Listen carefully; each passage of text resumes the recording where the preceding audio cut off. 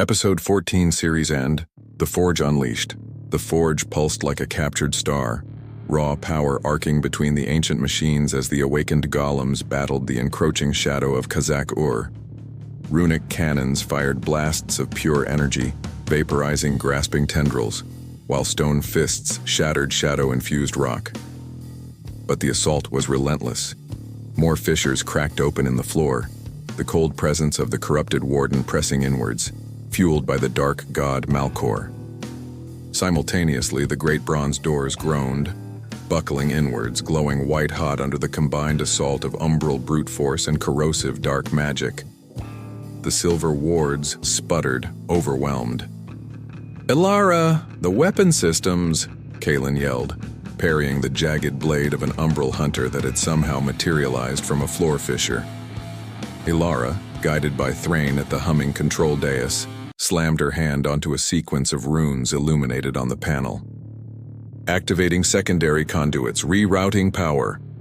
The chamber flared with light.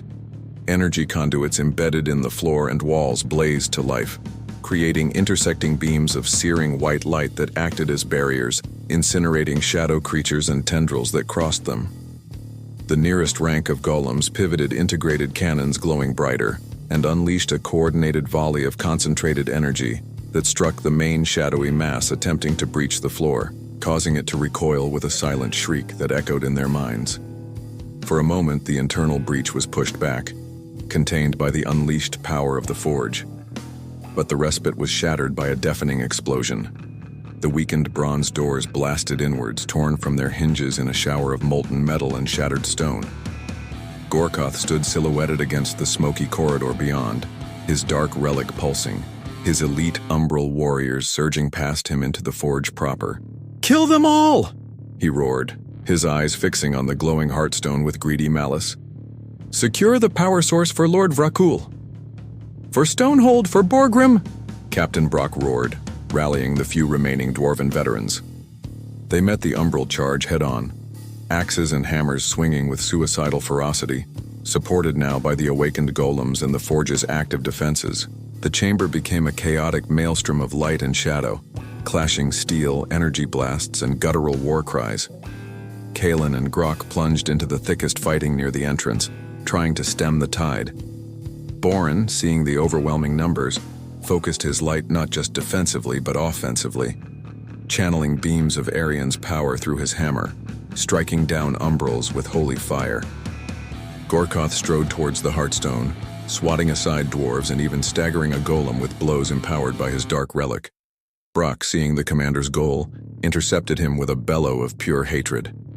The dwarf captain, old but filled with righteous fury, fought like a legend reborn, his axe biting deep, forcing Gor'koth back. But the umbral commander's shadow-fueled strength was too great. With a final defiant cry, Brock drove his axe into Gor'koth's side, even as the commander's jagged blade pierced the dwarf's heart. Brock fell, but his sacrifice was not in vain. Gor'koth roared in pain, clutching his wounded side, his connection to the relic momentarily faltering. Seeing the opening, Lyra screamed, pouring her remaining energy into a focused arcane bolt aimed directly at the pulsating obsidian relic in Gor'koth's hand. The bolt struck true, causing the relic to flare violently and crack, dark energy lashing outwards erratically. Gor'koth howled in agony and surprise as his power source sputtered. In that instant, Grok, smashing through the last of the elite guard, reached the weakened commander. With a final, devastating swing of his great axe, he ended the umbral threat within the forge. As Gor'koth fell, and his relic went dark, the remaining umbral warriors faltered, their unnatural frenzy fading. Simultaneously, the pressure from Khazak-Ur lessened dramatically. The shadow tendrils recoiled from the forge's light, and the active golems, retreating back into the fissures. Boren could sense the cold consciousness pulling back, deep into the mountain, repelled, perhaps wounded by the pure energy but not destroyed. Its link to Malkor felt strained, damaged by the forge's power and the relic's destruction, but not severed. The immediate danger within and without had passed. Silence fell, broken only by the hum of the forge, the crackle of residual energy and the ragged breaths of the survivors. The victory was absolute, but the cost was etched on every face. Captain Brock and his veterans lay still amongst the fallen Umbrals. The forge itself bore scars. Scorch marks, cracked conduits, the damaged heartstone pulsing less intensely now. Thrain looked around, his expression grim. The forge is awakened but unstable. Its power is immense, but drawing upon it further, the consequences are unknown. And the heartstone, it is diminished. Kalen surveyed their small, battered group.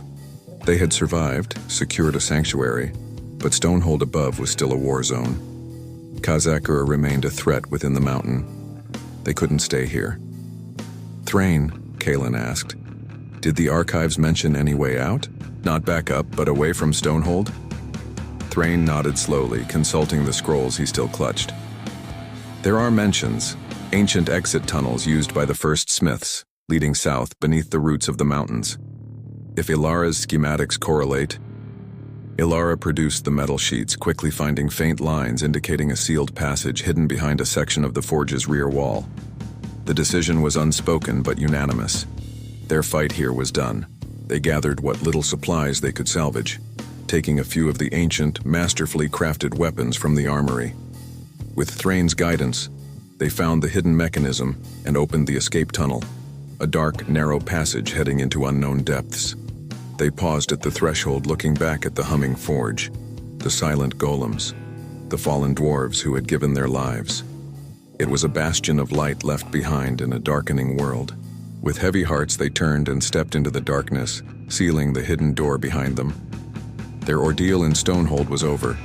Their journey through the echoes of Aeridor, towards the heart of Malkor's shadow, had just taken its next uncertain step.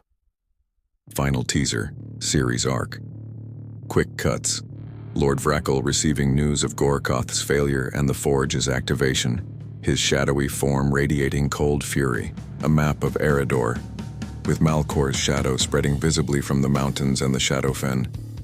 A glimpse of sun-dappled clearings in the Whispering Woods, home of the elves. A shot of the companions emerging from the tunnel into a new, unknown wilderness. A final, ominous silhouette of a massive dragon against a stormy sky. Narrator: the battle for Stonehold is won, but the war for Aeridor has just begun. Malkor's shadow lengthens. New allies must be sought. Ancient powers awakened, and the companion's path leads onward, towards an uncertain destiny. Thank you for watching Echoes of Aeridor. What adventures await the companions next? Subscribe to the channel and stay tuned for future updates or the next season.